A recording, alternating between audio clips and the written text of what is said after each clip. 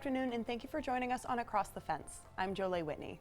Of the Vermont names we all know, like Bernie Sanders, Calvin Coolidge, and of course Ben and Jerry's, one name, Ethan Allen, stands out. Allen is synonymous with Vermont's earliest days before Vermont was Vermont. And although we have many likenesses of Allen, none of these, as we'll learn today, are Ethan Allen, not really. The Ethan Allen Homestead is a real place, and it is staffed by a dedicated team of volunteers, and they're all led by our guest today. I would like to welcome Angie Grove, the executive director of the Ethan Allen Homestead Museum. Thank you so much for joining us today. Thank you for having me. And let's just jump right in. Can you tell me about the Ethan Allen Homestead and what people can expect if they go to visit? Yeah, so the Ethan Allen Homestead Park is about 300 acres. It's owned by the Winooski Valley Park District. And the Ethan Allen Homestead Museum, we are a small nonprofit museum that partners with the park to run the historic preservation, education, and interpretation for the site. And what do you folks have to offer? What could I see if I stop by? Yeah, so we are open for the general admission 6 months of the year, May 1st through October 31st, and we offer guided tours. We have exhibits, educational films, and an 18th century garden, and of course the historic Allen House, which is the oldest still standing building in the city of Burlington. And is it preserved like it was when he was there? In the 1980s, they did a restoration, and the historians at the time preserved it to what they believed was its original appearance. There have been some contentions amongst historic preservationists about some of their interpretations. For example, in the early 2000s, another preservationist thinks that they put the parlor and the kitchen on the wrong sides of the house. And another interpretation that suggests there might have even been a smaller footprint of an earlier house from the people who were building the house who lived in it before they extended it to the size we have today. But otherwise, yes. Absolutely. It's always interesting to have historical discourse about stuff like that. Yeah, a lot of people think history is set in stone, but we're always learning new things and figuring out how it really was, especially with the increase in technology today that helps us use science to figure out history. Sure. And you said you're open 6 months out of the year. What are your hours of operations?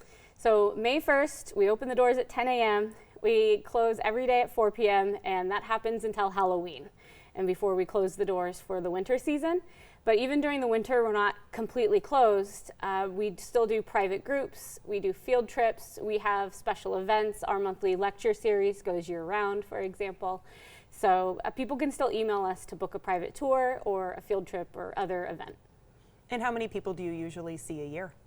We have about 6,000 visitors who walk through the doors for the various programs throughout the year. That's incredible. And you mentioned before you're part of the Winooski Parks District, I believe. You work with them. Can you tell me about the other things they offer on the property? Yeah, so other than the museum, the Park District partners with a lot of other community organizations. It's really amazing that this site is not just this historic relic, but a living, breathing community center. So there are community garden groups there, including New Farms for New Americans, and that group is actually farming the same land that the Allen family was farming in the 18th century, which we know was actually farmed about 700 years, even earlier than that, by Abenaki peoples. So it's really great that the site is still being actively used in the same way it's been used for 700 years. Wow, that's a lot of history for that. And you also mentioned the Abenaki people. And the homestead kind of collaborated with the Abenaki, is that right? Yeah, so the mission of the Ethan Allen Homestead Museum is to bring to life the history of all eras of human occupation on that site. And that includes the Abenaki people, that includes the British colonists, and that includes the immigrant farmers of the 19th century and the industrial farmers of the 20th century, all the way up to today. And do you still work with the Abenaki people in the creation of the museum? Yes, so we currently have 2 exhibits on display this season. One is by an organization called Alnobaiwi, which is a nonprofit Abenaki cultural organization who actually have their offices on site, so we partner very closely with them. And that exhibit was put up last year, and it will remain up through this season, so through October. It's called the Abenaki, Vermont's First People. And actually, this season only, we have another exhibit by the Vermont Abenaki Artists Association, another nonprofit Abenaki cultural group.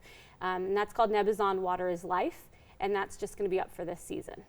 But a lot of stuff to see this year about the Abenaki people. Absolutely. And then in addition to those exhibits, which are temporary exhibits, we also have the Abenaki Village, which is a permanent outdoor exhibit, which is also managed by Alno Baiwi. And Ethan Allen, of course, is seen a lot with the Green Mountain Boys and a lot of depictions like that, but he never actually sat for a portrait. Can you tell me a little bit about this man of mystery and how he's connected to Burlington? Yeah, while Ethan Allen was alive, he never had a portrait done. This really was the frontier, and so there weren't a lot of artists up in what is now Vermont at the time. But there is one quote that historians have been able to find from someone describing his physical appearance while he was alive, and all they said is that he was tall and red-faced. We also have indications that his brothers were tall as well, so we're talking well into 6-foot territory, though we don't know exactly how tall. And then in addition to that, about 60 years after Ethan died, there was an artist who was commissioned to build a statue, and he interviewed 3 of Ethan Allen's acquaintances who told him what Ethan Allen looked like, but this was still 60 years after he had died. And the only other clue we have is Ethan's daughter Lucy, who had a son who she also named Ethan Allen Hitchcock, and Lucy always said that her son very much resembled her father. We do have photographs of Ethan Allen Hitchcock. Those are the clues we have as to what Ethan Allen actually looked like, but he never had a portrait done while he was alive. So tall and a little bit sunburned, maybe. Maybe a little bit sunburned, maybe had a little bit too much rum. Okay, you choose your story. Yeah. And can you tell me about his connection to Burlington? Yeah, so Ethan Allen chose this site as his retirement home, basically. So him and his brothers and one of his cousins formed a land speculation company called the Onion River Land Company, and they purchased properties from the New Hampshire governor, because New Hampshire claimed this land. And then the New York governor came in to claim this land, and the King of England sided with New York. So the Onion River Land Company's interests were very much threatened by New York's presence in the area, and that is where we get the Green Mountain Boys, who formed to fight off New York's claims to this land. But the Onion River Land Company had land up and down the Winooski River, and out of his tens of thousands of acres that Ethan Allen owned throughout Vermont, Burlington, right on the Winooski River, was his most choice piece of land, and this is where he moved to retire after the Revolutionary War. And volunteerism is how you guys operate largely, and you were telling me before this started you're the only full-time staff member that the museum has. Can you tell me about the volunteer program? Yeah, so we're actually quite a small nonprofit when it comes to personnel. I'm the only full-time staff person. I do have a seasonal staff person to run the museum during the summer as well. And actually this year we just hired a lead educator to run our field trip programming, because that has greatly increased since COVID restrictions have gone down.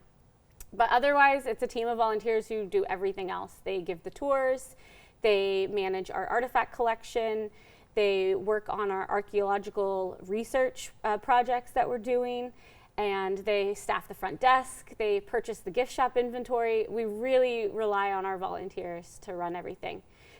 Every month while we're open, our volunteers donate over 500 hours per month. And in the winter time, they still donate about 200 hours per month to keep things running. How can people get involved if they'd like to volunteer? We will really hope to have more volunteers. Even though I just gave really big numbers, there's still a lot of need, because we are open 7 days a week during the summer months. And so people can email us at ethanallenhomestead@gmail.com. They can call us, they can go to our website, and there'll be a list of volunteer projects on our website if they want to get involved.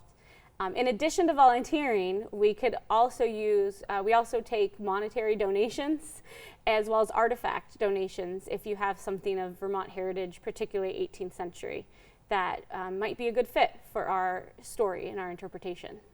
And a lot of Ethan Allen's history is tied to his wife, Fanny Allen. Can you tell me a little bit about how she's commemorated in the museum? Absolutely. So Fanny Allen actually lived on this site a lot longer than her husband, Ethan. Ethan died at the Ethan Allen Homestead. He died here in Burlington after only about 2 years of living on the site. But Fanny lived here off and on for almost 10 years. And she gave birth to multiple children in this house, and she actually lived here with her next husband after Ethan, also Jabez Pennyman. And one of the things that we've been working on, and we're very excited to premiere this summer, is a short documentary film about Fanny's life. and how her life is an example for the contributions of women during the 18th century to the formation of Vermont, to the formation of the United States. And you guys, the main event is the museum, so to speak. Can you tell me about some of the artifacts you have in there? Absolutely. So we had an archaeological dig done at the museum in the 1990s, and we have over 10,000 artifacts from those digs.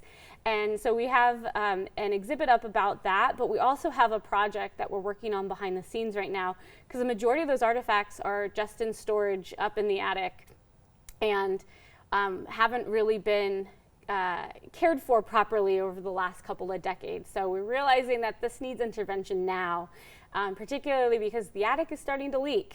And so we have a group of volunteers who are working on sorting and inventorying the artifacts, other volunteers who've been doing digitization for the catalog for the artifacts, and soon we're going to be hiring an archaeologist to write up the research reports that never got finished in the 1990s. This way we'll be able to use the artifacts much better for exhibition, as well as offer them up for researchers to have better access to. And before we wrap up, how can people get in touch with you folks? Email us at ethanallenhomestead@gmail.com or visit our website, www.ethanallenhomestead.org. All right, great. Thank you so much for joining us today. Thank you for having me. That wraps up another edition of Across the Fence. My thanks to everyone behind the scenes here at WCAX for making today's program a success. I'm Jolie Whitney. Have a good one.